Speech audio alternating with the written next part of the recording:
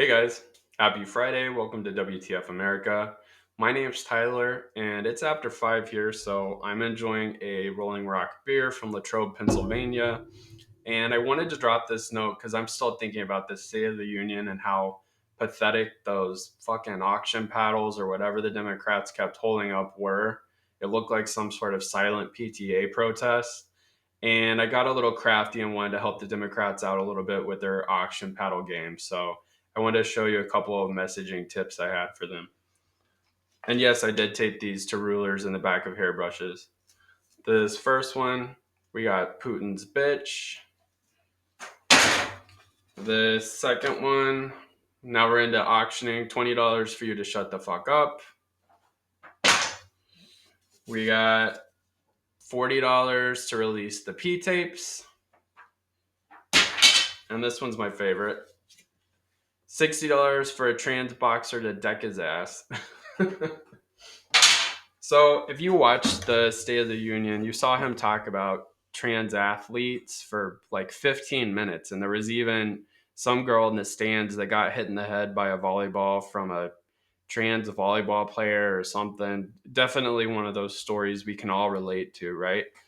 So, when I was driving around today and texting with a couple of friends, I was thinking about all the ways if I had kids, which I don't, a kid would be unsafe in high school sports or in a high school other than trans athletes. And a lot of things came to mind. So I did a little bit of research and I wanted to share it with you. So, USA Today found that at least 290 coaches were arrested, charged, or convicted of sexual misconduct in high school sports between 2010 and 2020. A Pennsylvania investigation found over 400 cases of teacher and coach sexual misconduct over a 5 year period. California revoked more than 100 coach license for sexual misconduct in a single year. The U.S. Center for Safe Sport, which was just established in 2017, has data on thousands of cases of sexual misconduct across all levels of education. Talking about other forms of violence or crime that could affect your kid. Everytown for Gun Safety reports that at least 1,000 instances of gunfire have happened on school campuses since 2013. The Williams Institute, which is out of UCLA, estimates that only 0.5 to 0.6% of the population is transgender. On the other hand, the Pew Research Center, sorry, found that 20% of Americans personally know someone that has been shot and killed. And the Gun Violence Archive recorded more than 650 mass shootings in 2023 alone. Estimates are that 30 to 50% of Americans will directly or indirectly experience someone dying at the end of a gun in their lifetime. And I guess what bothers me about this is that the people that are the maddest about this definitely don't know a trans athlete or a trans person.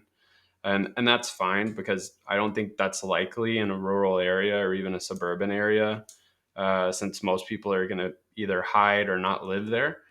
But I think the Democrats need to start using some culture war issues to get people fired up for our side, like saying that Trump wants to take away the Marlboro rewards jacket, or Trump wants to do away with all iPhone and iPad slot machine apps. That would really fire people up, right?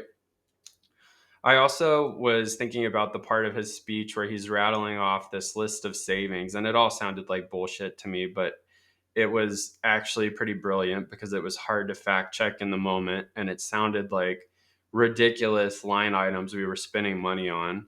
I actually went through and researched every one of them. And of course, it was complete bullshit. So I wanted to just share a couple of them with you.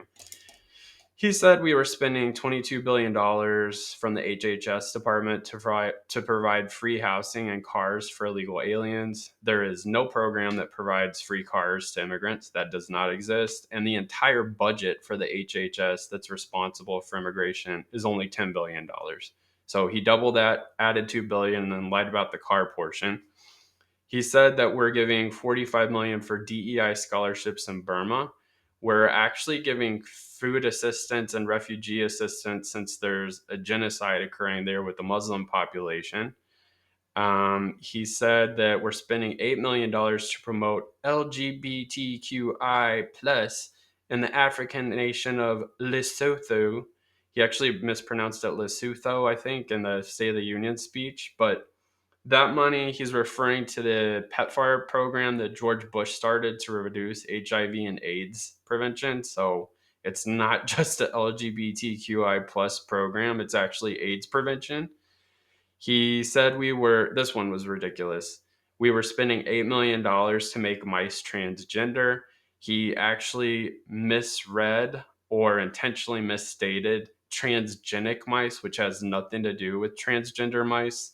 We use transgenic mice to study neurological disorders, diabetes, Alzheimer's. He said that we were spending $32 million for a left wing propaganda operation in Moldova. What he's referring to there is there's actually a breakaway province in Moldova called Transnistria because Russia is trying to take over their democracy and we're supporting the democratic side in the West. So he calls that a left wing propaganda operation because it doesn't support Putin. He said that we're spending $10 million for male circumcision in Mozambique.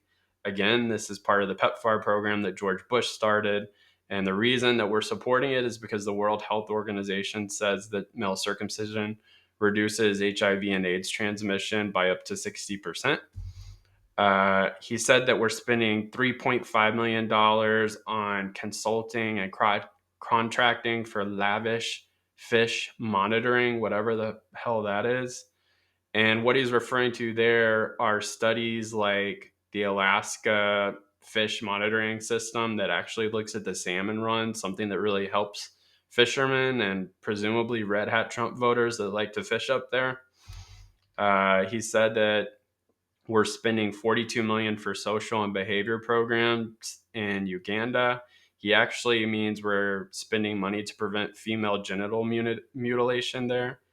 And that's, I could go through more of them, but I guess my point is, there's a lot of bullshit. He's going to keep lying. He lies too fast for people to fact check it, and it's all a culture war play, right?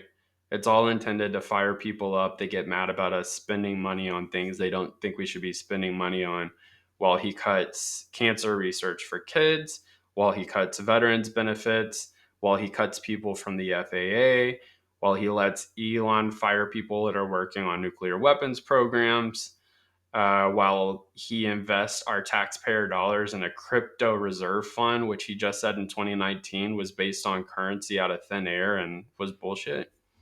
And it is bullshit because his family is invested in those cryptocurrencies. So is Elon. So are all his Silicon Valley tech brothers. They're all going to make money off of that fund. But I'll save that topic for another day. Just wanted to leave you guys with a couple of thoughts that I had today. And if you're not already subscribed to WTF Weekly, go to whatthefamerica.com, scroll to the bottom, put your email in there and hit join, and you'll get our weekly newsletter. So until next time.